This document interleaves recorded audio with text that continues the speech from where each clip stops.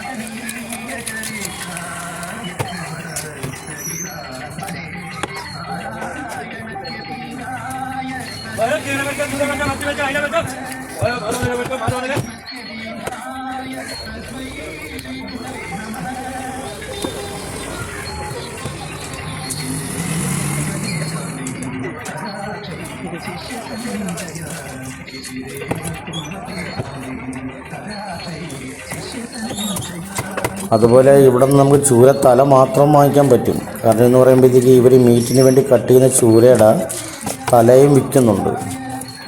അത് ആ തലയുടെ വലിപ്പം അനുസരിച്ചാണ് അവർ വിലയിടുന്നത്. അതും തൂക്കിയും കൊടുക്കും, അല്ലാതെ വലിപ്പം അനുസരിച്ച് വിലയിടും. 200 രൂപയ്ക്കൊക്കെ നല്ലൊരു തല കിട്ടും കേട്ടോ.